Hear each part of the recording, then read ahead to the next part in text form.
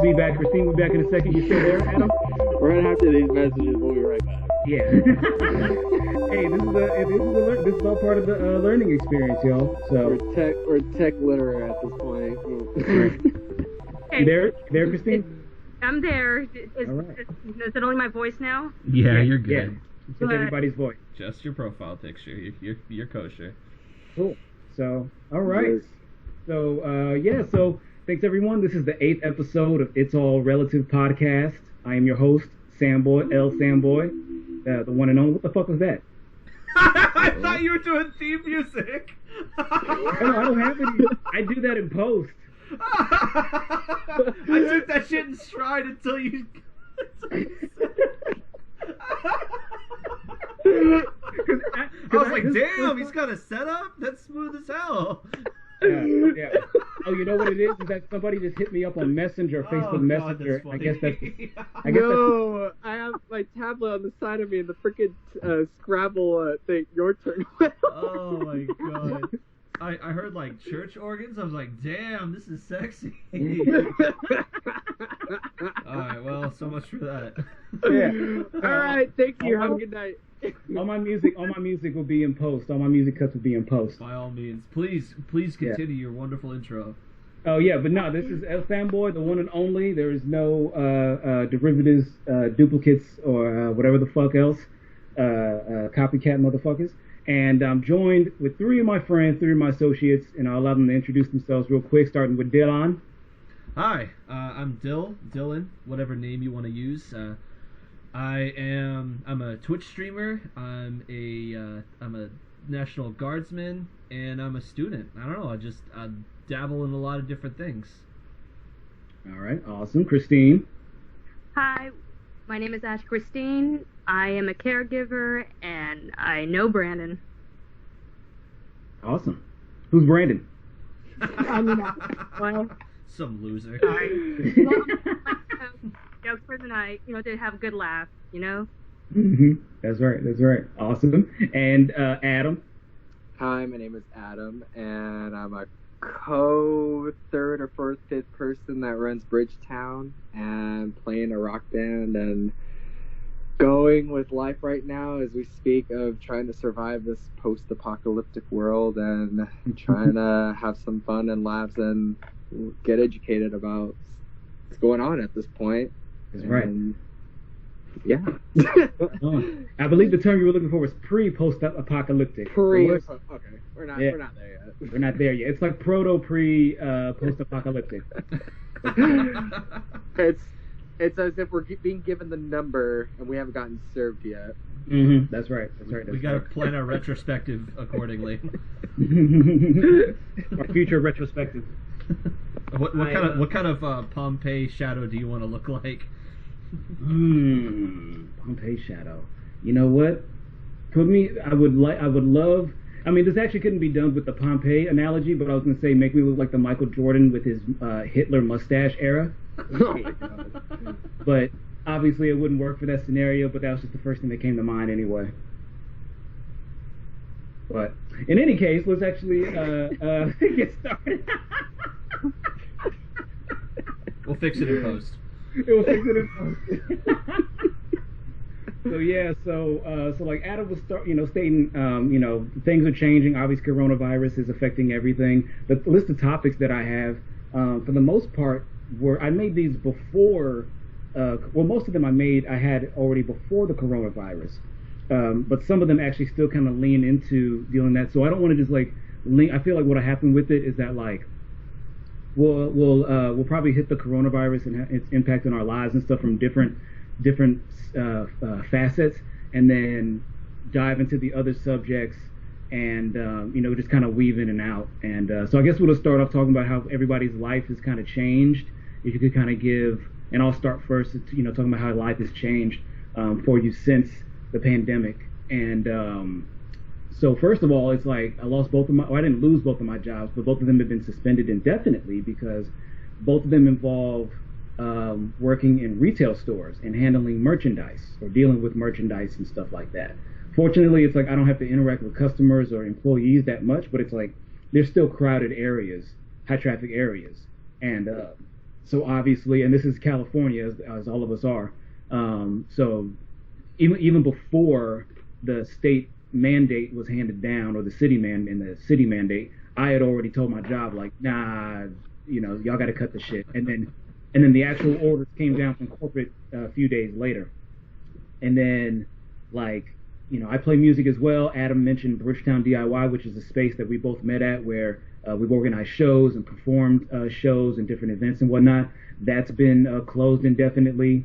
And then, like, my social life, it's, I stay with my brother and my father, and yeah, pretty much my social life has just been interacting with people online. But I've been taking the social distancing shit pretty serious. I guess for the last 10 days, I haven't gone to like a grocery store. The only time I've gone outside is to like just walk up and down my block, and like I see other people doing their shit, and everybody else is taking it seriously too, because I've never before in my life like seen somebody walking from 20, 30 yards away and then just immediately cross the street.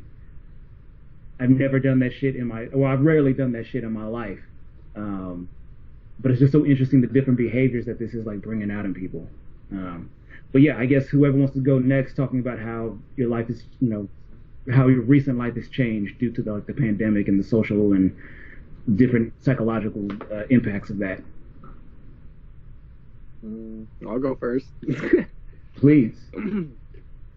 So, I mean, I had a job back in November, got terminated, was even there for a month, first job to ever get fired. And not until further down the line start hearing this stuff in the media, and it's crazy that, for us as Americans, they're just like, it is never gonna affect us one bit. And what was really weird is that sometime in January, because I don't know, somehow I had this weird hunch that, every time I went to go get gas, I would go to the Arco and they would have like a sanitizer thing, and I would always, get sanitizer, but, sometimes they do or don't. But somehow I went into the Dollar Tree and somehow something just made me go buy it. And I was like, all right, cool. I mean, be more sanitary. And it's crazy that not even 3 weeks later, then you started seeing a momentum of like, I've heard whispers of, just people saying like, oh, like we better stock up on toilet paper and this and that. I'm like, what the hell? Like, why? What's the big, like, it's weird. Mm-hmm. And yeah, it's just weird how literally just overnight, like, all this completely just spread like wildfire. And, like, it sucks. Like, it's weird that, like, I mean, I was trying to look for a job and now there's literally nothing. So, I mean, well, at least I'm ahead of the game with, at least being financially stable with the, the government or, unemployment.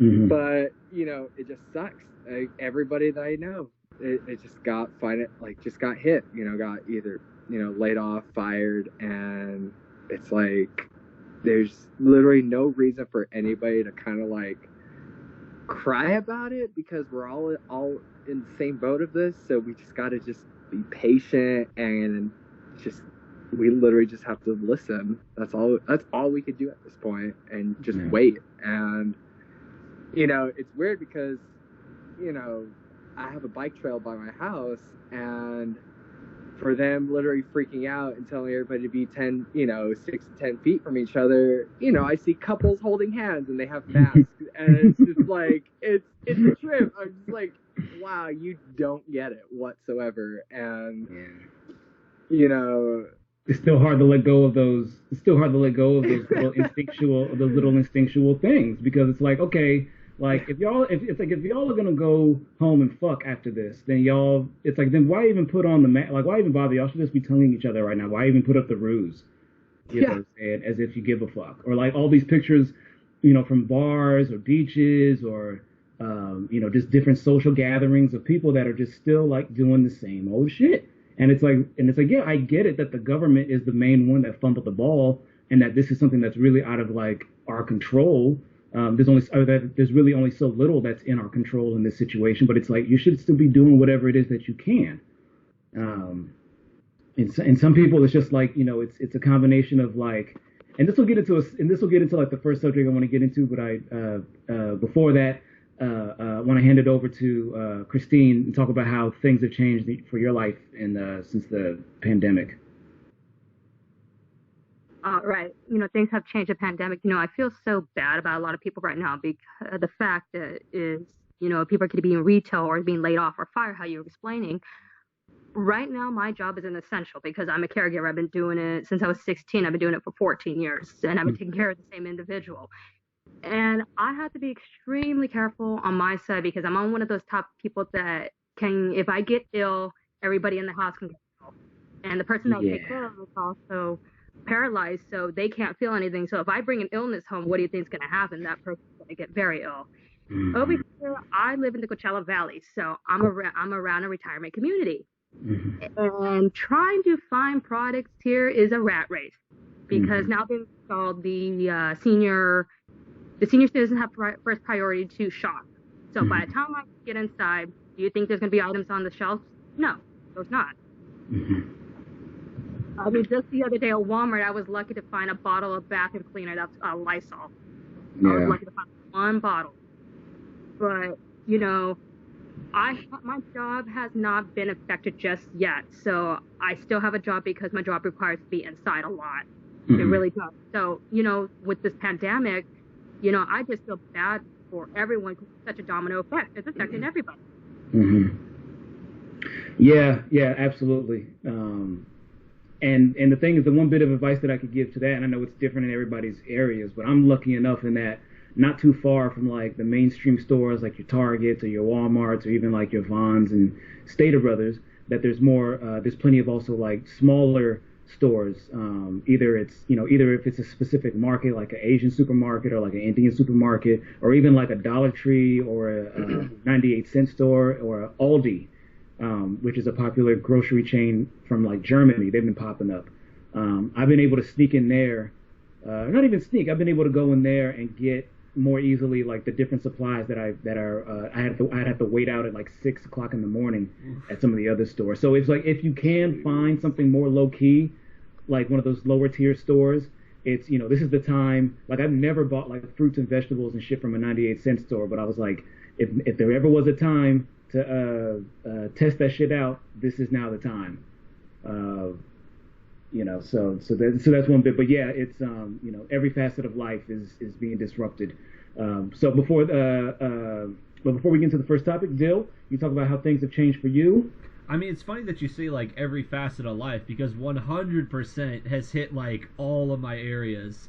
So it's a bummer. So like first off, I'm taking online classes from this school in Minnesota, and they right when COVID hit was right when they were on spring break, and so I'm on so like for me there's not much of a difference because I don't go into campus anyway. Like I'm not taking a plane to visit a guidance counselor or something, but I get this email like, oh yeah, we're gonna go ahead and extend spring break another week. I'm like, oh cool, rad.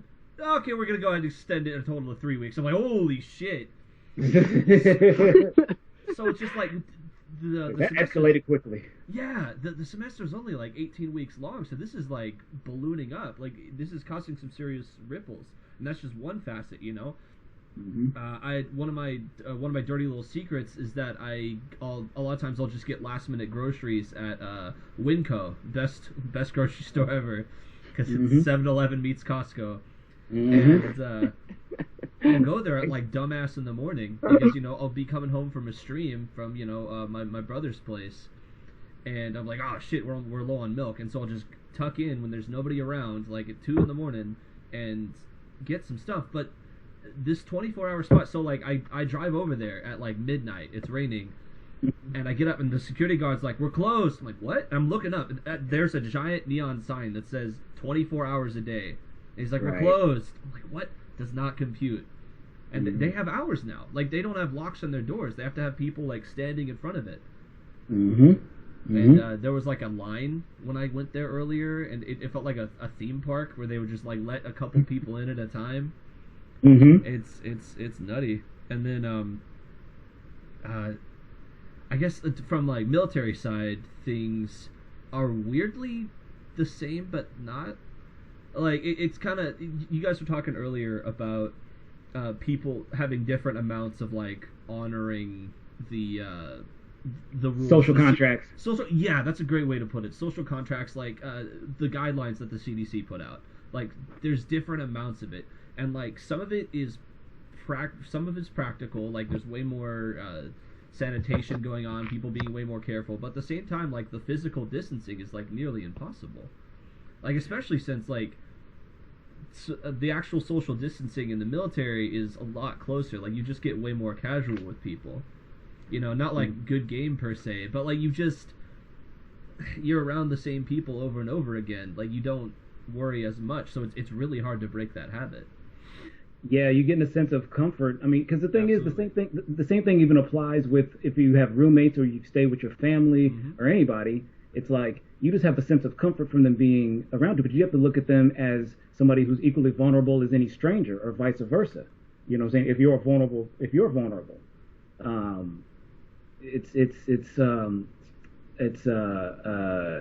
well, before I interrupt, take it off. Did you want to bring up anything else about how things have changed for you? So, Bill, I mean, like, my fucking gym closed. That was cool.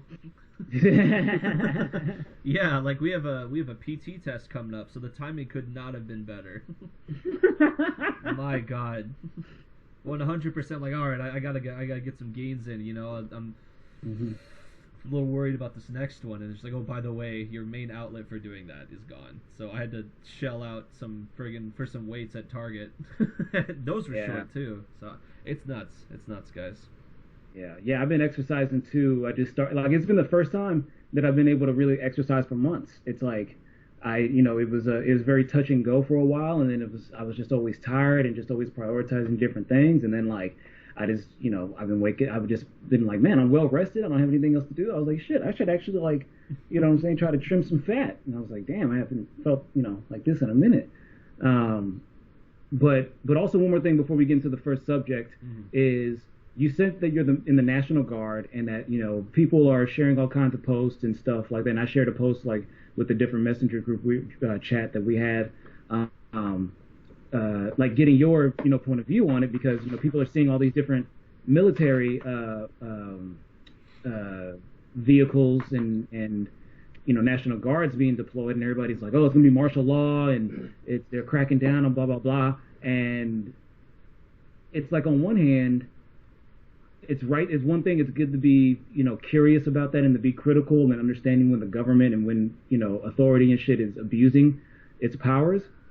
But I'm like, damn, if there ever was a time for like the police or for like the National Guard or like authority to come in and really restrict people's like movements or people's liberties and shit, I was like, now is the fucking time, because the other side of that is people dying, and we're already seeing that.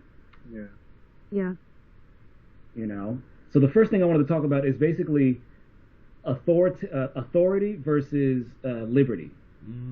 That's a good one. And this is a classic,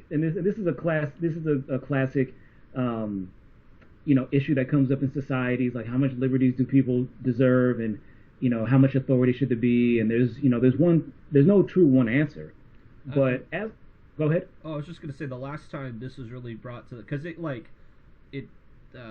comes up and recedes every so often, just throughout the years. But the last time it was really in the public spotlight was the Patriot Act. Yes. Patriot Act is like when people really started paying attention, and I guess a little bit with like Snowden and people like, oh, by the way, the NSA is spying on you, but that one less so. I think really the Patriot Act was one of the like, oh shit, how freedom versus security. Yeah, it's a sticky thing, because like Adam, like we talked about, how how to operate a DIY space, and how do you build up, groups and get people adamant and supporting things. And, one of the things that we discussed is how do you incorporate a strong idea of liberty while also maintaining security and safety for everybody there, or for the most, diverse range of people to come in and do their things before it starts becoming harmful to others. Like building democracy. Yeah, that's kind of the thing, is that like, is democracy in and of itself always the best option. You know what I'm saying? Like we tend to think of it like you only have one system of rule, but the thing is we've never lived in a full-on democracy, not by any means. Yeah. You know what I'm saying? You know, in our lives, we encounter all kinds of different systems. We get told that it's all, you know, trying to maintain a certain, you know, balance, but every space we operate in, every, you know, social unit, whether it's family or work or friends and strangers or, you know, neighbors, there's different rules and different dynamics. And so while you may be thinking to yourself, whatever is right or wrong, that things should be left up to a democracy, there are some people whose actual opinion is for people to have less individual rights and for things to be prioritized towards them. You know what I'm saying? So it's kind of like, go ahead. Oh, just to add to that, a couple points. One was the trip of when I believe it was Poland was let go from the Soviet Union. They really didn't adjust to democracy well. They weren't like used to it, and so they started like receding a little bit. Yeah, that's the thing, is that like we, you know, you tend everybody, and I think everybody kind of carries this bias where, you know, you develop a system of what you think is right or wrong, and what you think of as common sense, and then we tend to judge other people by that metric, as if what we think of as good or bad is absolute, and what is, you know, what everybody else should internalize. But oftentimes, and you know, this is why I brought it with the democracy thing. It's because, you know, everybody's at a different stage of development, and what somebody thinks of as freedom is encroachment for somebody else. So, did either one of you want to elaborate a little more, or, you know, bring an example of like that conflict between authority and liberty, especially how it, you know, manifests today? Because I don't know if y'all, there's this viral clip going around in India of like some Indian police officers. Or I don't know if they're religious or just social officers, they're probably police officers, but they're going around with like these long ass fucking batons with sticks, and they're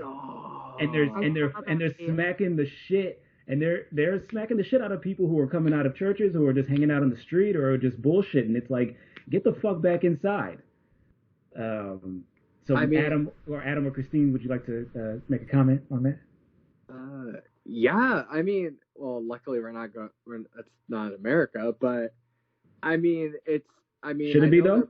I had a buddy that his brother-in-law, he got $1,000 ticket the other night driving out in Huntington Beach, and the police asked him, like, where are you going? He's like, well, why are you all the way out here if you live out in Cerritos? Like, you should be going, like, you have no valid reason to be out in this neck of the woods. And then he was out visiting a friend, somebody.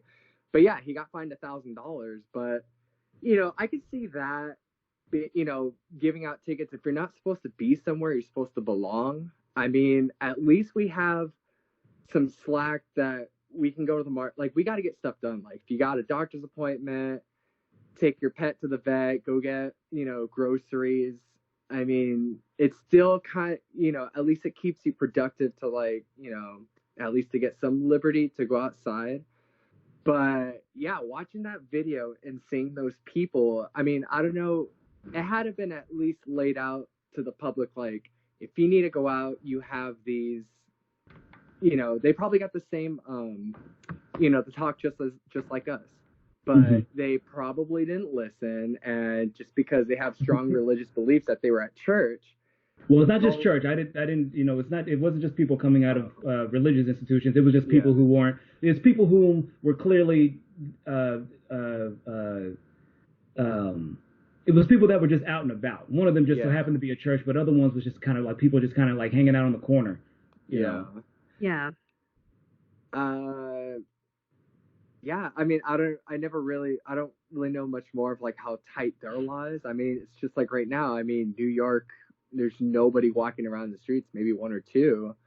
Just one or two New Yorkers. Yeah. But I mean, like, I mean, I feel like it's any day now that we're literally gonna be in a tight lockdown. I think it's like any day now. Like, it could happen tomorrow for all we know. True. But, it's true. Yeah. What about you, Christine? Well, I can validate what I was looking on the video. my Instagram or Facebook. But yeah, I know what video you're talking about. The topic of it was due to the coronavirus spreading out in India. Mm-hmm. And I don't know how, like I said, I don't know how strict them is just as everybody else. I don't know how strict the laws are in India, but if you don't have a valid reason to be out there, we're just batoning everybody. Yeah.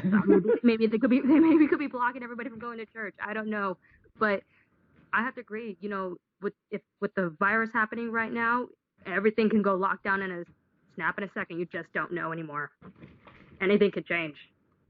Yeah, it's like I've been hearing, you know, people, a bunch of different people. I really like the network of people that I have because I've been getting so much, you know, information. And of course, it's like, you know, anytime something like this is developing so fast, and this is kind of the conflict that a lot of journalists and people who really are trying to be honest working in the news space is that, you know, when the situation is changing so much and you have all this information from different sources, you're not going to be able to make good calls 100% of the time. And so, excuse me, so, but some of the information that has been shared was some people saying that like, oh, hey, just as a warning, there's going to be, like before the first round of crackdowns last week that were called by like Governor Newsom and everything, I had heard a voice memo from that's passed on from another friend who said, which said, hey, in about 36 hours, they're going to start like cracking down on leaving the crib and everything. So that was when I just kind of put the word out to some people and I kind of went out and made my last couple shopping trips. And then the 36 hours came and went. But then the lockdown wasn't announced yet. And I was like, okay, you know, it's like, okay, were they bullshitting or was this just some, you know, like you don't know if it's true. And then the following day is when the first crackdown came from Newsom and whatnot. And then like, I think it was less than 36 hours after that was when the next phase where they were like, okay, yeah, really shut everything down. That's not a essential fucking place to be. Right. And so that's where we're at now. So like Adam just said, you know, the next phase of crackdown could happen tomorrow morning. We could wake up and be like, and there's really like fucking, like there's people that are like National Guards or police that are like actually patrolling the streets, you know what I'm saying, or putting up signs, you know what I'm saying, in places or blockading places. And, very true. Yeah. And the thing is that like, it's so frustrating because I'm somebody, and I'm sure y'all are, you know, as well. It's like, it's beyond just being anti-authority, but it's understanding all the corruption and all the fucked up shit that people do in general once they have power, but especially like the police and the military and just how greasy politicians are. And, you know, given all the revelations that have come about, you know, in our lifetime, it's kind of like, God damn it, there couldn't have been a worse fucking time for there to be a legitimate reason to stifle people's liberties and shit. It's like, and I know, and Adil, I know what you're, I know, and it makes it sound like my inner authoritarian is coming out. No, you're cool, man. You've explained it to me. You're cool. You know. Good. No, but the thing is, I do want to address that though, because it's like, you know, for somebody that's hearing for the first time or you know, thinks in a certain way, they'll be like, oh, how can you be, you know what I'm saying, for certain things and then, you know, be like this? Because it's like, at the end of the day, it's about preserving lives. And it's you can't just have one flat rule of just like, okay, everybody's just gonna go out and do their own thing. Some people, they actively do things that harm themselves or harm others. So it's like you have to put your foot down. There has to be somebody to say that like, okay, there's a limit and that there are certain people, or not even certain people, but that there are certain behaviors, or that people are going to be upset because they're not going to be able to indulge or engage in certain behaviors or certain services and goods and stuff, at least not in the way that they want. And, you know, as somebody who's a musician, as somebody who likes to be out and about and socialize and engage with people and whatnot and have a bunch of stuff going on, it's like I understand that the greater goal here is to preserve as many lives as possible and to not be a burden on the different, you know, infrastructures that we have, whether it's the hospitals or the grocery chains or the retail stores, and then putting those individuals at risk as well, or EMTs. Yeah. You know, and so, but the thing is like for all these people, for all the musicians or people that I know that are out and about and not giving a fuck, or we're dragging their feet, it's like, it's like, even though I don't want it to be batons, people getting beat with batons in the street, it's like, I kind of wonder, I do have to wonder about how effective that would actually be if we had that in this country. You know, a little bit more serious, as opposed to like giving you a fine, it's like, hey, what the fuck are you doing? Then somebody just like smacks you in the face. Knock some sense into you. Knock some fucking sense into you. Although it would probably have the opposite effect and give you a concussion or something. But I mean, you get what I'm saying. Having something that's a little bit more tangible than just like $1,000 fine. Yeah. You know, which I mean, that's heavy. You know what I'm saying?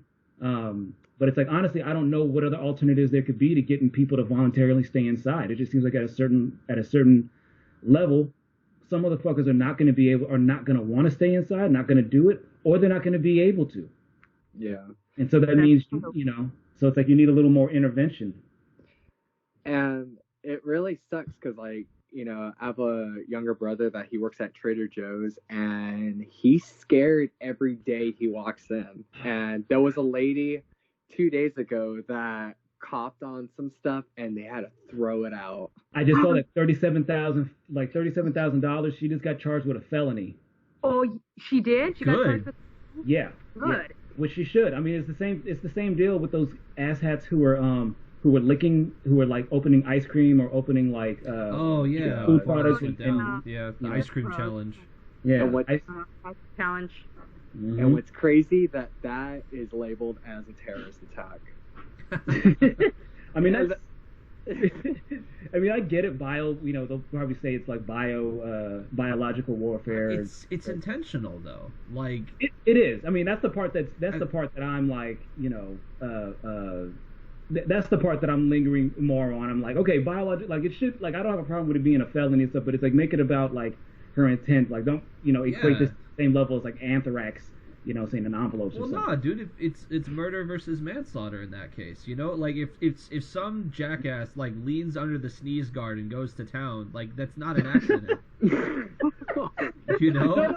No, I agree. No, but that's what I'm saying, Dill, is that like focus more on the intent of their with their shit as opposed to like, because just saying like, oh, because one of y'all mentioned that like, oh, it's being labeled as an act of terrorism, and I'm like, well, actually, you know what? The more I kind of think about it, the more I'm kind of like, well, yeah, it's done on purpose to play on people's fears about this disease, this virus. A violent act designed to incite fear is definition case terrorism. Yeah. Yeah. No. So absolutely, yeah. So actually, yeah. I'm you know, I'm with that. But in either case, it's like, yeah, I'm glad she got charged with a felony. And like to your point, Adam, like with Trader Joe's, that's been a story that I've been seeing come up because, you know, they're one of the places that's staying open and whatnot. And then I'm seeing stories about like, I've seen something in their feed about like, hey, we're hiring workers and blah, blah, blah, blah, blah. But then I'm seeing stories about like, oh, people are going to work. They're not being given gloves. They're being told that they'll be fired if they call off and shit like that. And you know, Trader Joe's is really showing that they're really, it's making, their mask is falling. But not just Trader Joe's, everybody's fucking mask is falling. And in the long run, it'll be a good thing because this will be, I agree. You know, because in the long run, some people, this is what it took for them to understand that you can have your employees dress all casual or whatever. You can have, you know, say in a certain work environment, or you can have, you know, people repeat certain phrases or have people come in and you know, do whatever the fuck, but still operate with the same profits over humanity mindset at any level. It could be a small local business, a street vendor, all the way up to a multinational corporation. Yeah. And you know, and Trader Joe's is just another, unfortunately, it's just another example of that, of having this facade of being, you know, progressive or socially liberal or whatever the fuck. But in the end, willing to sacrifice people in the same way that any other, that like a gas company would. You know what I'm saying? They have that same level of misanthropy in their hearts. Well, what was the story? I don't know if you guys caught it, but somebody got sick in the warehouses of the Amazon. Ooh, yes. That story's making it fun. Oh my God, no, I was not tracking that. What happened? I just saw like I didn't get to catch it, but I don't know if you guys, you know, caught it. But all I remember was, I mean, I think they might have closed it down temporarily, but I mean, but it's crazy because, you know, my brother was telling me that, you know, if anybody gets sick at the you know, where Trader Joe's gets their food and distributed out, if that happens or whatever, that literally shuts down everything. So it's almost like right now, like with everybody on the front lines, it's like seeing a baby balance on a chair, and everything can literally just fall apart tomorrow. Like it's really that serious. Yeah, the thing that's concerning me about, so with the Amazon thing, I didn't get to follow through on that particular story, but the one that I did see was that workers went on strike out in Chicago. And I don't know if it was related to the sickness or them just not being offered paid time off. But in any case, they walked out of the job. And before this, Amazon workers, they didn't have paid time off and different benefits and shit like that. Or they had it on paper, but they couldn't actually get them redeemed. And so these workers in Chicago went on strike, and they actually got those rights and those benefits for all workers nationwide. That's awesome. Yeah. So it's like, so, it just, and that's just kind of like just reinforce the point that it's just like, now is the time, even as Amazon, like, they're making a bunch of money and everything, we still have leverage as workers and as consumers, because as Adam just mentioned, there's going to be a break. The thing is, there's going to be a breakdown in the supply chain. That's why, that's why even if you're smart and everything, it's like, go out and still shop when you can, but just be mindful. At some point, it's going to be disrupted. It's either going to be disrupted at the point of service at the grocery stores, because those employees are going to either get sick. It's going to either happen to the truck delivery drivers or to the farmers, the people actually growing the stuff, or any number of steps in that process. And so it doesn't even always have to be getting infected from the food, because apparently Corona, it can be, you only have to cook it up to a certain amount of degrees for it to kill the virus. But if you have any uncooked foods or people just handling packages and stuff and not, practicing the hygiene and everything, then, then then that same problem can arise, and it can just, happen in cycles. It could go up, it could die down for a little bit, and then just happen again because of how interconnected all of our supply chains are. Yeah, I read a thing that now for consumers, if you buy anything at the market or like anything, food related, to switch it to another container at home. Mm-hmm. Because it's. I've been taking everything, like the stuff that I buy, and if I don't put it into another container, then the container that it's in, I wiped it down with the fucking sanitary wipe. And when I went out grocery shopping in the first, whenever I go outside, I've been wearing gloves. Yeah. Yes, here I've been wearing protective gloves, and out here, if I take anything like cardboard boxes or anything plastic, I take everything out and just throw it right away, because I throw everything out. And same thing with food, I wash it. Yeah, it's wild. It's wild right now, and it is what it is. But it's gonna be very a lot of hazards coming our way. Because right now, for the most part, we just been kind of dealing with the inconvenience of certain things not being tangible or having to wait in lines. But it's like more and more stories about people passing away, or hospitals of nurses and surgeons and doctors being overwhelmed and doing like 16, 20-hour work cycles or work shifts. It's unsustainable, and the thing is, it's only going to get worse. So nobody knows exactly where the breaking point is, but we're getting a lot of signals all over the place, and it's just really a matter of time. Yeah, that's more what I'm worried about. Less so with the supply chain, because it's corporate funded. And the virus has different lifespans based on what material it's on, yada yada yada. The constant though is, like you were saying, the hospitals. That's 100% my worry. Because they're all that's dependent on like individual human beings. Yeah, and that's the thing though, is that at the end of the day, all of this shit is based around human beings. It's like we can talk about, just like with the concept of democracy and everything. It's like, yeah, the idea of democracy is great. As long as you're talking to somebody or working with somebody who actually respects democracy.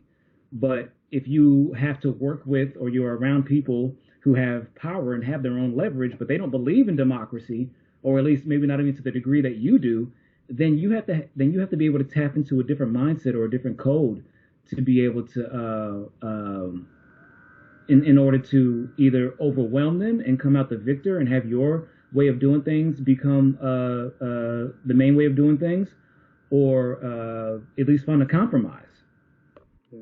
But it's kind of like moments like this where I don't, and this is where we get to the next subject, which would be compromise, and you know, in politics, ever since Bill Clinton came into the scene, late '80s, early '90s, or whatever.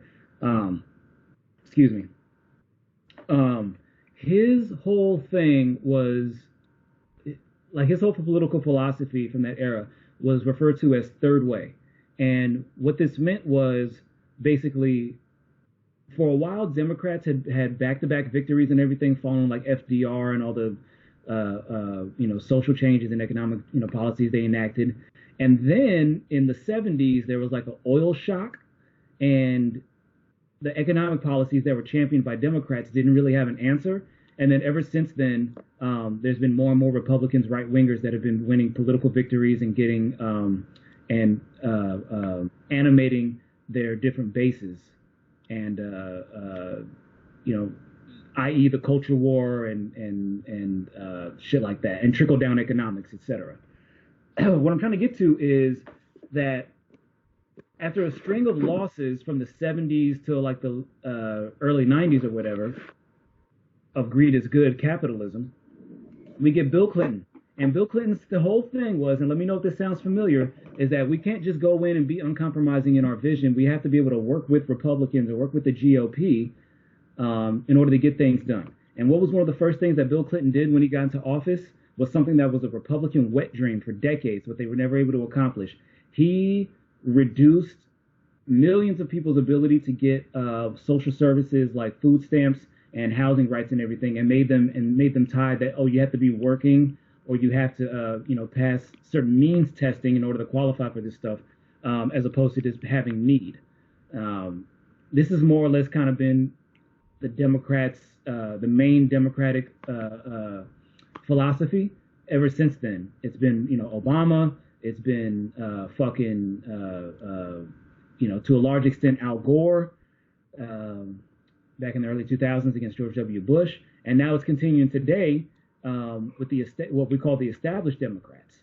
And long story short, the point I'm trying to get to is that I'm a Bernie bro, as some people would like to say, and right now he's still in the race, and there is still a legitimate chance for him to win or whatnot. But part of his whole thing and why people love him so much is that he is not compromising. And with the things that the coronavirus is exposing about our society is that, like, no, we shouldn't be living like this. We've been doing things a certain way, not because it was the quote unquote right way to do things, but because certain people, it worked for certain people, and they just kept finding ways to get to work the system in their favor. So the point I'm trying to get to is, has the events that have transpired in the last few weeks and months made you reconsider your views on compromise and what things can be compromised on? Because now I'm at the point where I realize that there are some people who can't be compromised with. They have to be simply defeated, because their way of thinking and doing things, whether it's through bad faith or good faith, they stand opposed to me, and they will never allow some of the deep, changes that I believe need to happen in society. They'll always want to try to find a middle ground. And I'm like, at a certain point, I'm just like, no, fuck the middle ground. Some people just need to lose, straight up, point blank. So what do y'all think? Sorry, I know that was a little long-winded, but the gist of it is, I got it, man. Yeah, I got it. The nature of compromise, and when it is time to compromise and when it is time to not compromise, depending on the situation and who you're working with. I got a lot, but I do want to give Christine and Adam a chance. Mm-hmm. I don't want to hog things. You could go for it. Okay, well, I was just gonna say I completely agree, Brandon. It's a strange thing, because I definitely used to align myself with that compromise thinking, because we're not a unilateral, we're not a monolith as a nation. We don't have one set of belief systems, and it's a lot of spectrums, and you don't want to leave. Nobody ever wants to be just left out in the cold. If it's a 100%, like if it was a completely Democrat Senate and a completely Democrat House, and then, vice versa, like, you're just going to get a huge skew, and a lot of people are just going to get left out in the cold. where that breaks though is when somebody whose political ideas and way of looking at life, straight up, the policies that they want to have will destroy you. And I don't mean that metaphorically. You know, like there's cutting funding to certain aspects of your life that you need and you don't have control over. The huge one that I see, are like companies like Chick-fil-A funding these third party entities that are actively trying to destroy the lives of the LGBT community. Like, right. It's no longer a mere preference, it is it's actions being taken. And so I think, because Brandon and I actually talked to my mom for like 2 fucking hours on the phone, like straight up, because I'm with Brandon on being a Bernie bro, whatever the hell you want to call it, and because like his ideas speak to me, and I don't see maintaining the status quo as being helpful anymore. And I was finally able to at least understand the appeal to Biden. It's not about Biden himself. It's about maintaining the status quo. And I know that sounds like cynical, but I mean that very literally. Like, people are trying to do it like a Control Z on the last 4 years. I'm like, no, take it back. I'm like, that's not how. That's not how life works. That's not how the nation works. Yeah, I mean that's how Trump got elected, was make America great again, is just trying to set things back to a way things were, some sort of idea, some sort of nostalgia. But like, again, that is 100% not how any of this works, no matter what belief system you have. Like, it's going to be some sort of charted course. Like, you can't skip over things. Yeah, exactly. And so I personally cannot accept complacency. I can't take another, fillable cardboard candidate. You have the John Kerrys, you have the Al Gores, you have in some ways Hillary Clinton, but she was a lot more divisive. But I'm talking like just these stand-in candidates that the establishment Democrats are putting out, and because they want to try to be as generic and appealing as possible to get the fringe voters, or even get the moderate Republicans. Like, Joe Biden is a sponge. He just wants to show up there, flavorless, not doing anything except get squeezed and just soak up as many like middle of the road people as possible. And they're just trying to win a numbers game. They cannot. I'm sorry, I'm almost done. They cannot seem to fucking. They don't have any policies. They can't list any like ideas or changes or policies that Biden is bringing to the table, because he doesn't have any. He's just there to be a placeholder and like, hey, he's not Trump. That's the entire thing that they're focusing on, and I don't think that's enough. Yeah. Christine, Adam, compromise. I mean, like, my brain's kind of scattered right now, but I want to see what your preference is on that. I know you can fill it in. They want things to go back to normal, and like when I hear that, it's like, yeah, we can't go back to normal. Like, now we're at this point of no return. No. Yes. Right? I mean, yes. Yeah. So, do you mind? Actually, I might be able to help you out with that just a little bit. Yeah, definitely. Yeah. That's like saying trying to go back. I hope I'm not overstretching here, but I feel like it's like trying to go back to pre 9/11. It's just a huge event. It's a big enough worldwide event that changes enough policies that you can have a sense of being the same as before is different from having a sense of normalcy. You can always have another sense of normalcy. You can have life return to, like, it's not chaotic, it's maybe not even exciting, but it's like it's stable, and you can get stability back. You cannot get the old states back. Yeah. Right. Yes. And the thing is, it's that nostalgia. You know what I'm saying? It's more so about a feeling, as opposed to, like you just mentioned, being able to adapt. A lot of people don't want to adapt. And it's not even always because of age, because there are plenty of, people who have been around for, who are in their 60s and 70s and have always been activists, or always been, considered rebellious or agitators, from every generation. That's why we have the shit that we have now. But there's always going to be a certain number of people who are just kind of like, I'm okay with the way things are now, and they've been kind of disrupted and we made some bad calls, but you know what? Now we feel like we actually got the right call and everybody needs to fall in line and go along with us.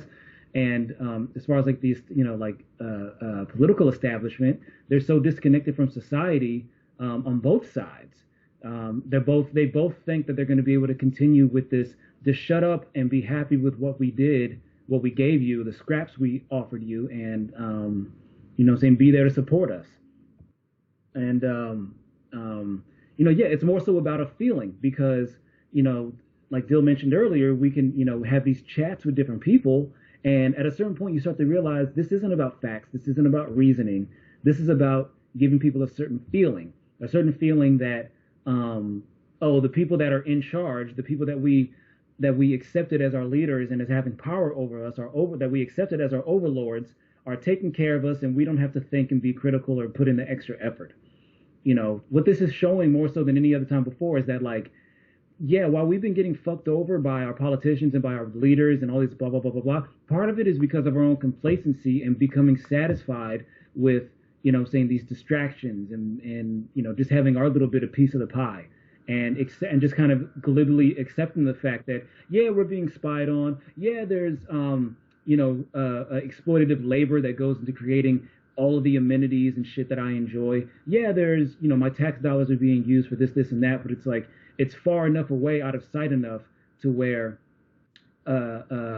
you can feel bad about it, but then also laugh at the people who are bringing it up and be like, oh, you're just a keyboard warrior, or you know what, this is better, saying for them than the alternative. But Christine, we didn't hear anything from you about if your feelings or ideas around compromise have changed given how things have how life and everything has changed. Whether it's these last few weeks or last several years. Compromise can be a very sticky topic to talk about because, like you stated, everybody's going to want their share. Nobody's going to, either you can be agree or disagree. Gosh, what can you say about compromise? Everybody needs to quit fighting. Maybe come together and make decisions. You know what? Another question I want to bring up about the compromises. What do you guys think about the bill that was actually recently signed, the $2 trillion to the people, so to speak? Do you think they're going to be honest to the public, or do you think there's going to be some shady business, so to speak? Both. I think they're going to deliver on the money, but it is so incredibly common to have unrelated footnotes put into. It's practically like the norm. Pork. It's called pork, yeah. Yeah. It's 100% standard practice. So to answer your question, I think it's going to be both. And the thing is, you just have to stay vigilant because it's like shit out of nowhere. It'll be a stimulus bill, and they're like, oh, by the way, abortion's illegal in Alabama now. Like, wait, what the fuck? What did that have to do with funding everyone? Like, they'll do that. It's really common. Both. I mean, all sides. Yeah. But wasn't there a catch to it that the only reason how it's going to get passed is if for the Democrats for the some global warming bill that they wanted Trump to sign before I heard somebody talking about it because before the whole stimulus thing was gonna go into play, that something else was creating a barrier behind it for climate, some bill that the Democrats wanted. Yeah, so here's my understanding of how it's evolved and how we got into the stage we are now. So the first sets of bailouts were the ones that, the first ones of notoriety was bailing out the stock exchange, bailing out big business and corporations. That was the first bill, excuse me. And that was a couple of $1 trillion, right? And then the next wave, the next bill was one that was more focused on supplying hospitals and medical facilities and everything, giving them the access to resources and funds that they would need going forward. And then the third one is the relief package that includes citizens and the $1,200 check for individuals and $3,000 for families, etc. Now, that one was hung up the longest because they were trying to basically give basically Trump was trying to give his companies a bunch of money, and then of course they were trying to give so much more to corporations and to the people that they basically it was mainly Republicans, but there's also some Democrats as well. That were trying to get a lot more funding and everything, relief for the corporations, for the bankers, for the financial people who helped get us in this fucking mess, right? But Democrats pushed back. And then it was discovered that like, oh, they were trying to put a salary cap, so like so that you have to make at least $23,000 to be able to get the check in the first place. And so it cuts out a bunch of people. So basically, long story short, Bernie Sanders went out basically and kind of filibustered it and said that like, no, I'm gonna hold up the bill if y'all don't include pay time off for all workers, stuff for independent and gig workers, and making the payments available to people as long as they have the 2018 taxes done. So Bernie Sanders was able to get some shit in there to get some guarantees. And he got some salary income. So a lot of businesses should be guaranteeing a certain amount of their employees' income going forward. So make no mistake about it. There, like, when people try to bring up, both sides are equally bad, like, no, there are a lot of corrupt Democrats, and the Democratic machine is something that has to be fought against. But you can't really find that there's not a single fucking Republican or GOP or right winger who isn't a piece of shit in this situation.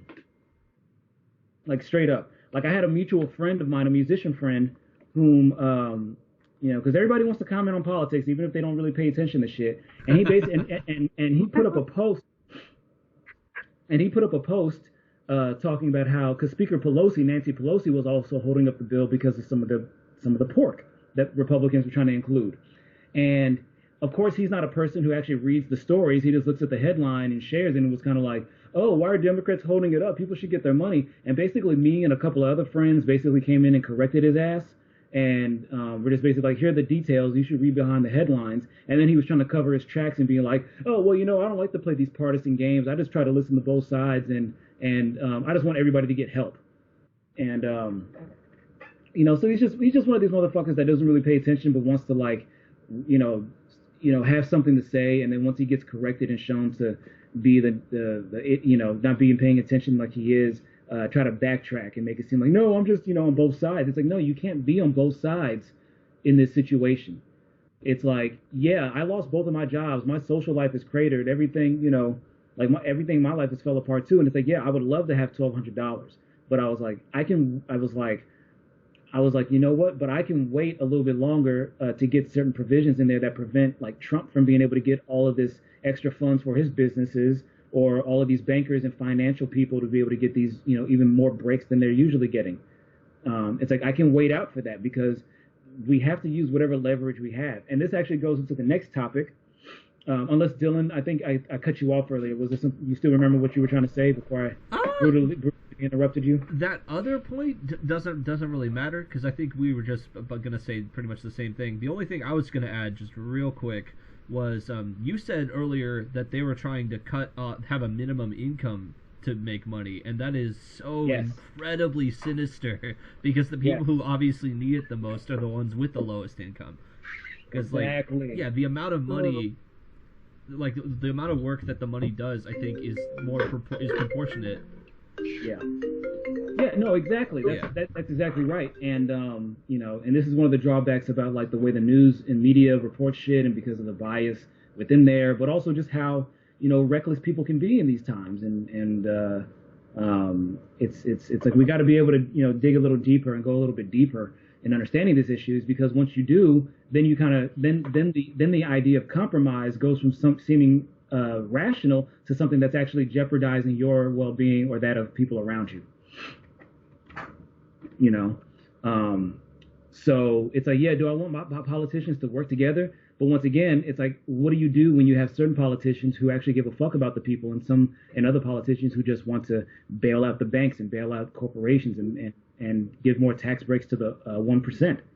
It's like does compromise still sound like a sensible decision in that situation, especially if you're in a position where it would negatively affect you?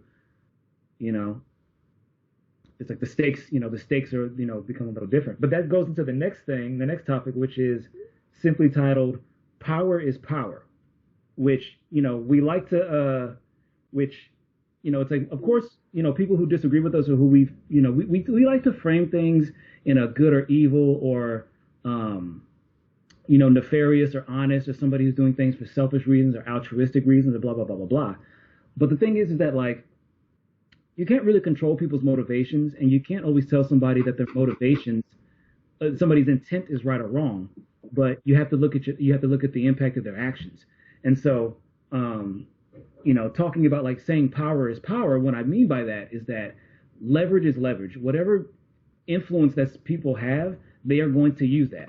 If the only leverage that somebody has is calling you out on social media and gaining traction that way, it's like you can't really say, oh, you can't do that, or that's bullshit. It's shit. It's like, yeah, I can understand you wanting to go on defense and maybe even trying to stifle them. But it's, I think that it's too easy when I hear people talking about, oh, somebody is just stupid, or somebody is,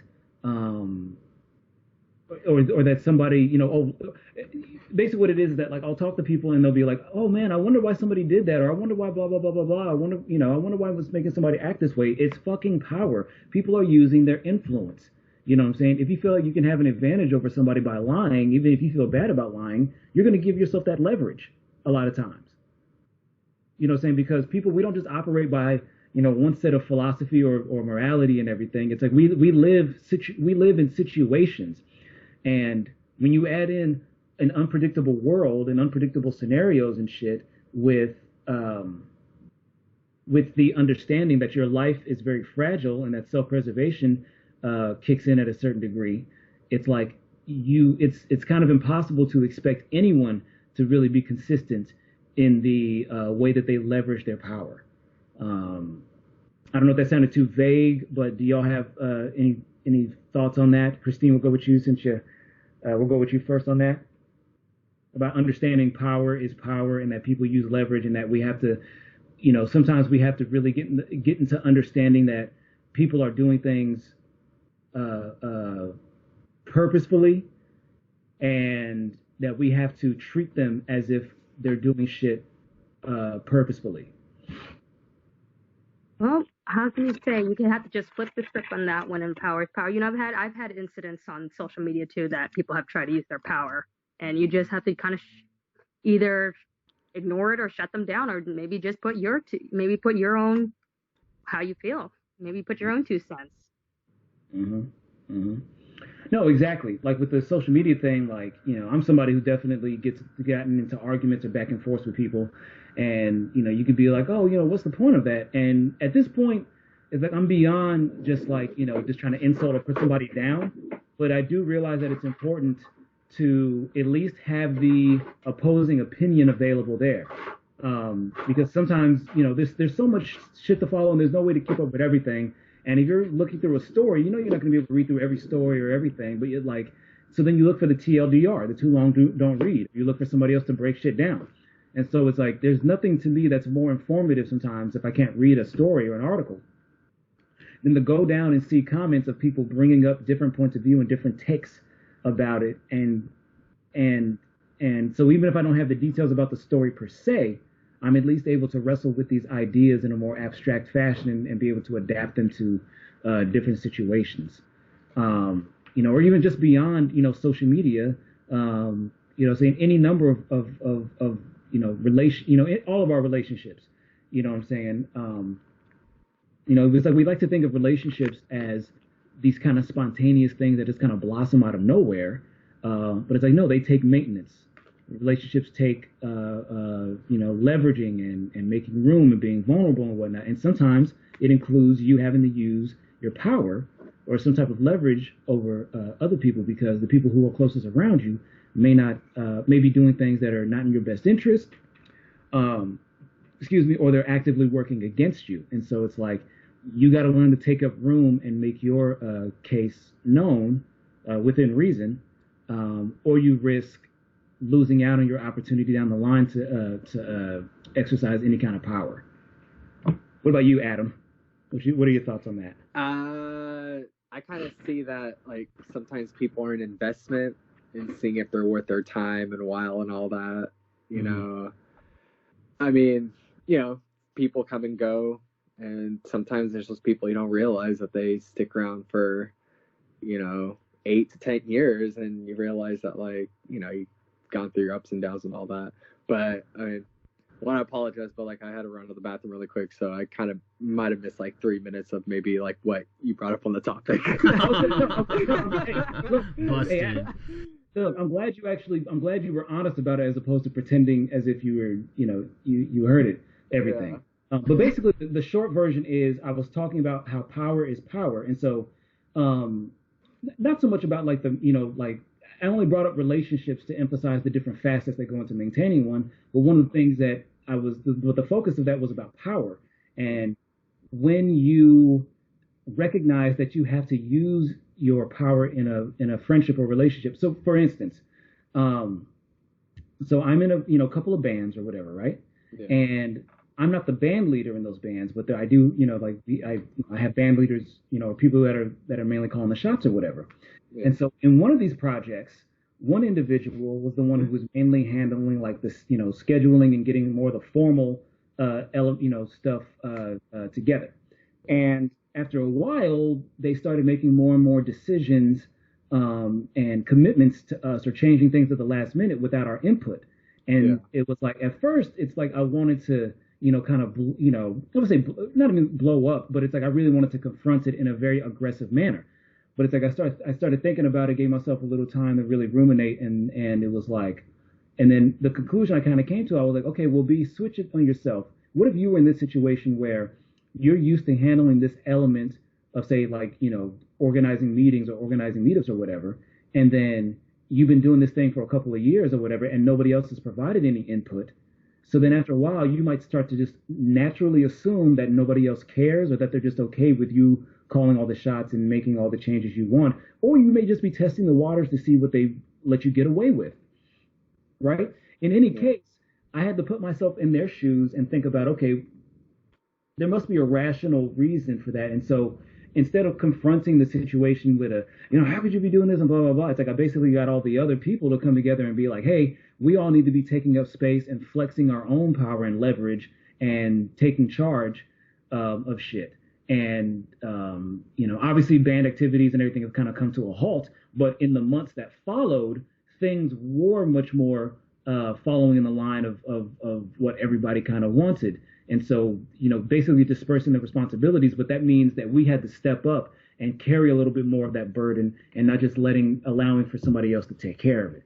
So basically the basis was learning how to flex your power in different relationships and dynamics in order to achieve greater goals, because, maybe the other people that you're working with aren't as focused or disciplined or don't have the same don't have the same vision. I mean, I honestly think that just comes down like with chemistry building up later on down the line. Like for me, like, like I have, I've been in so many bands that like people have come and left, but now that like I have like a tight lineup and all that, I kind of ran the show in a way, but I still let people have liberties of like giving input and all that. But, for us being a band almost coming up to a year, everybody starts giving their own input, which I'm super, but then again, they know like, to a certain extent, because like I kind of like know the sense of direction, but that's just like, I think, it's a huge learning experience. And I mean, no matter what, there are for me, like, it's weird. Like, I never really have seen myself as like a leader. I mean, to know that, I mean, because like I've had jobs, I was always a supervisor, but I'm more of somebody that likes to run on the front lines with other people, like, but still like get other creative input. It's just, I don't know. It's really weird for me to like ever be that higher power and like run the show. There are people who are born with it or they want that. But, for me, it's like, I like to run parallel with other people, but still, still kind of still show a little bit more of like the,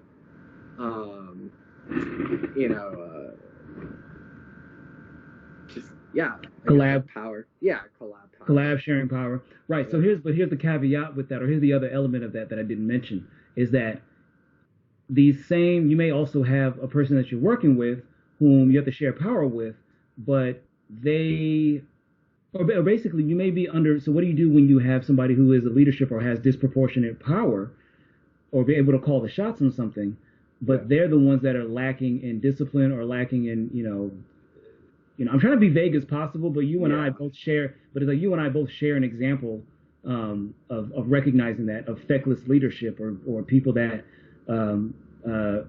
we should be collaborating with and should be more studious in trying to get things done, but really the focus and the discipline and the support is really just not there.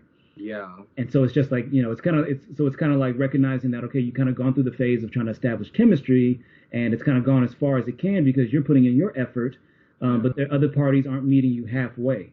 So then, because the thing is, I'm also not somebody who was a leader, who saw myself as a leader.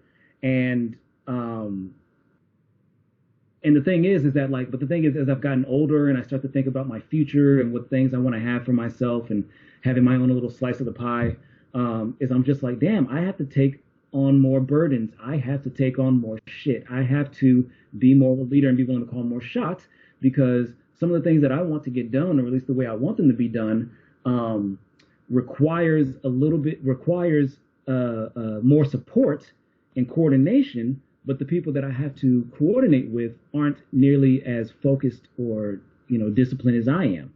And so now it's provoking that sense of me, that quality of leadership, where I'm like, damn, I don't really want to be the shot caller, but if I don't take the role, if I don't try to step up as the shot caller, then I'm just leaving myself victim to whomever happens to occupy that space, or to the whims of the other people whom are just kind of doing their own thing, not knowing how much they're affecting me and the group at large. Can I tuck in? Please. That was phrased weirdly. Anyway, so a couple notes. One, what you just said, the not doing anything and things get worse. That's reflecting on that really common phrase that I've been attaching myself to a lot as of late, which is it's something along the lines of, it's not neutrality, it's like passivity only rewards the oppressor. It's something along those lines. I had it completely in my head earlier, but here we are. But as far as leadership goes, I don't. What's most important isn't necessarily being like even excited about being a leader, or like thinking of yourself as a leader. True leadership. So okay, I have a bit of credential in this one. I'm a non-commissioned officer in the Army. I'm a sergeant, and so leadership isn't really about like I get to order people around. It's someone has to do it. This has to get done. It's not going to do itself. These people, no one else is stepping up to the plate. It has to be me. Yes. And that's the exact example that you two were talking about. It's not a power grab. I mean, like, maybe technically it is, but it's not with that ill intent. It's not about like being selfish, because good leaders think about the big picture and they think about everybody you're looking after. Yeah, I think that's something that happens, especially like if people who identify with left-wing politics, is because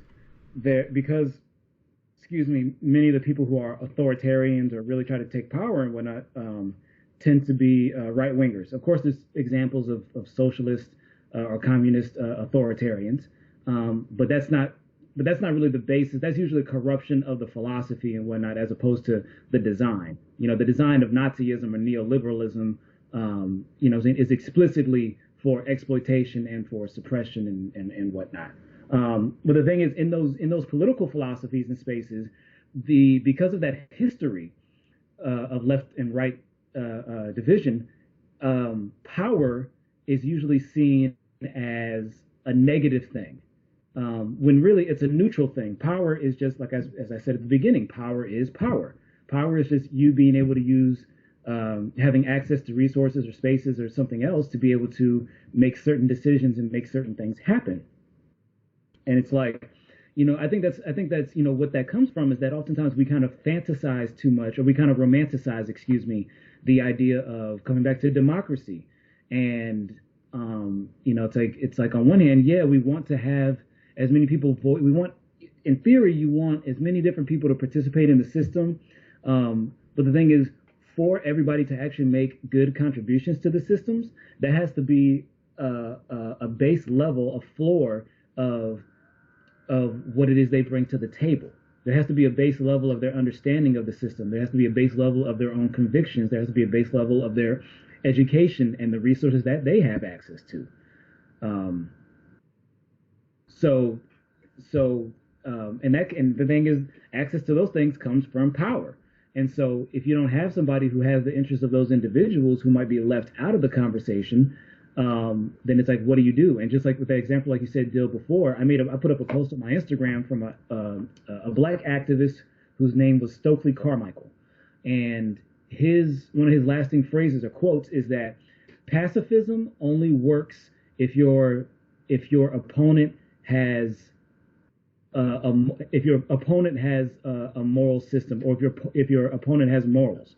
Or basically, you know what I'm saying, that's great that you want to be a pacifist, but the person that's opposing you is bringing every weapon on the table, every weapon that's available to them, and they don't give a fuck about your pacifism. As a matter of fact, that just makes it easier for them to oppress you. You know? Have you guys ever heard of the old say, an iron hand fisted in a velvet glove? Wait, say that again? Oh, I like that. I have not heard that, but I like it a lot. Yeah, it's like, it means Say it again? An iron hand fisted in a velvet glove. And Oh yeah. yeah, like a leadership term of, used to describe someone who seems to be gentle, but in fact forceful and determined. Yeah, I use the term benevolent dictator. Ooh. The thing is, it's all kind of the same. But it's all alluding to the same thing, because it also comes from that Machiavellian question, right? Is it better to be loved, or I don't know if it's from Machiavelli, but that old phrase of that old question, is it better to be feared or loved? And as a matter of fact, it is Machiavelli, because a lot of people misconstrue it. Because I describe myself as Machiavellian, but kind of like with the same thing with power, is that it gets a negative weight attached to it unnecessarily, because of the kind of short-sighted associations that people have made with it. But wasn't that a critique of that approach, like the Prince itself? I thought it existed to call out people who were like that. No, because really what the Prince is that, like, a lot of, once again, to the good and bad analogy, people take it as, oh, he's saying that it's better to be feared than it is to be loved. Is that what it's showing you is the efficacy of doing things. That basically what it boils down to is that what makes you an efficient leader sometimes makes you unliked by the populace at large. You know what I'm saying? It's just kind of like, it's basically saying that there's a trade-off, that in order to do things that are necessary at the state level, at the level of a state or the level of a of a nation or whatever, requires you to make certain sacrifices that'll upset certain parts of the general public.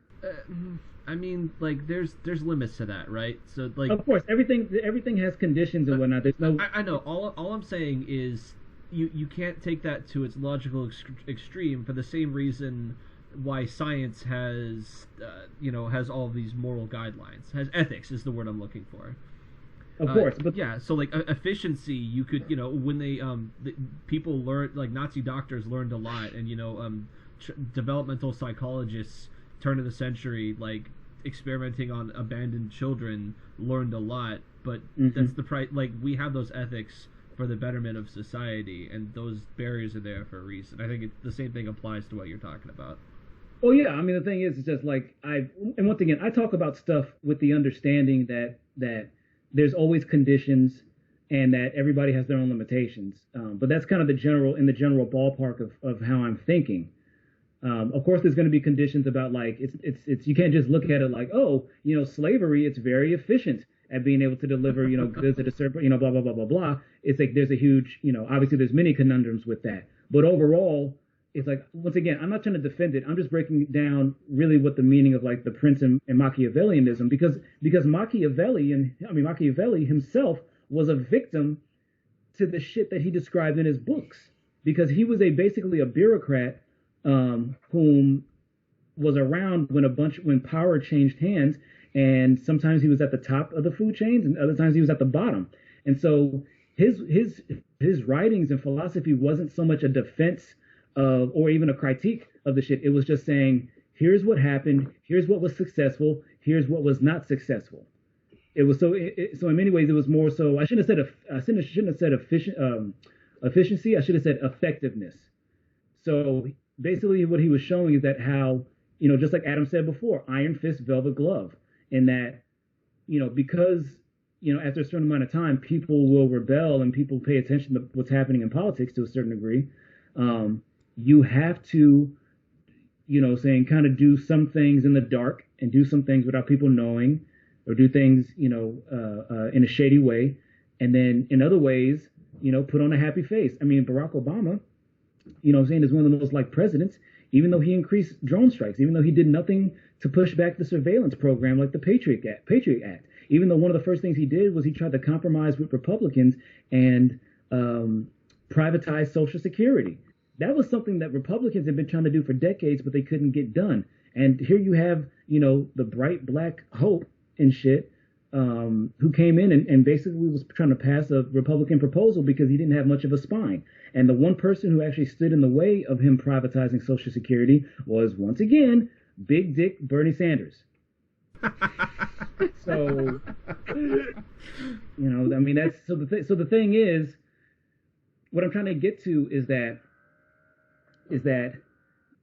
sometimes you have to recognize that sometimes doing what is most efficient to achieving your goals is going to require you to piss off some people or make a certain amount of people unhappy. The question is, of course, where is that line for you? Now, for an individual like me, that line ends at slavery or, abusing, animals or, exploiting prison labor and shit like that. But ultimately, it's I still know that at a certain point that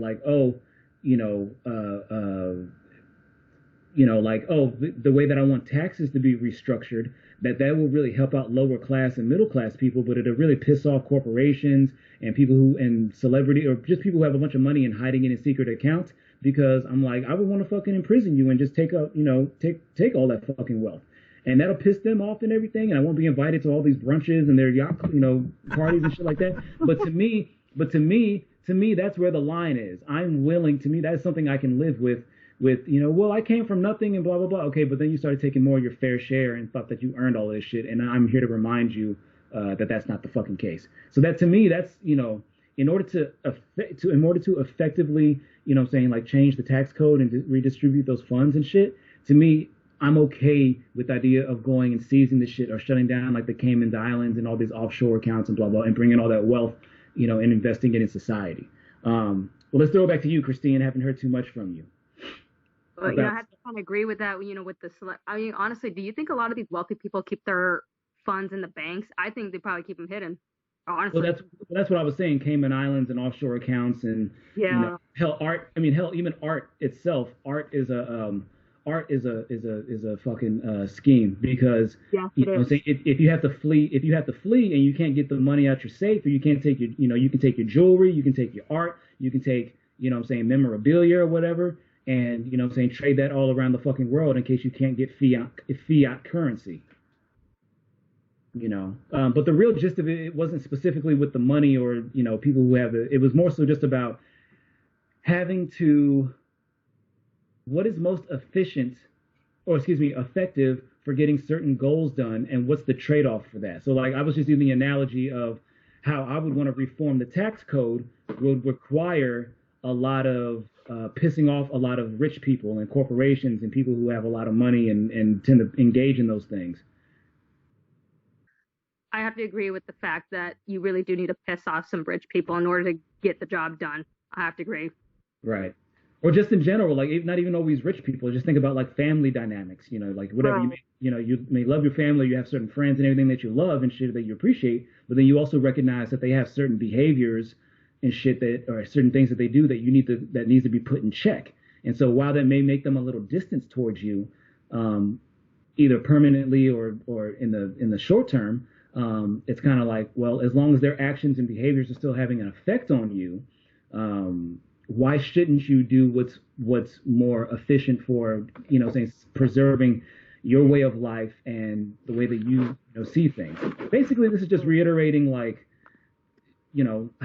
power is power, and that we all need to be more willing to take up space and understand that it's going to cause disruptions in our relationships and shit. But that's sometimes it's kind of it's a bitter pill to swallow, but it's you have to do it. Sometimes you have to be willing to slip the velvet glove over that fucking iron fist and True. saying go smack a few people, because some motherfuckers don't care about your philosophy. They don't care about your morality. They don't care about your story, your backstory. They don't care about what you're going through. All they understand is overwhelming force. That's very true. You know? I think it's almost time for me to slip that glove on soon. Yeah, I mean, we all do. You know, I know we have mutual, people that we know mutually who like, do certain things or certain behaviors, and it's kind of like, sometimes you expect people to kind of, check themselves or to come forward and be like, oh, this wasn't cool to do that. But then after a while, you just have to accept the fact like, oh, this is just who they are, and the reason they didn't say anything or apologize is because they don't really give a fuck, or this is what is right in their mind. And sometimes you gotta, remind motherfuckers. Yeah, the point I'd put on that is the vast majority of people, I'd say like most of the people in the world do not think of themselves as the bad guy, no matter what they're doing. No, of course not. Because nobody likes that feeling. You don't want to have like this inherent guilt for what you're doing. So even like these, the most selfish sort of person still has like something or someone that they care about. It's just where things get ugly is what they're willing to do to keep that little space of theirs safe. Yes, exactly. And actually, I'm so glad you said that, because this ties well into the next subject.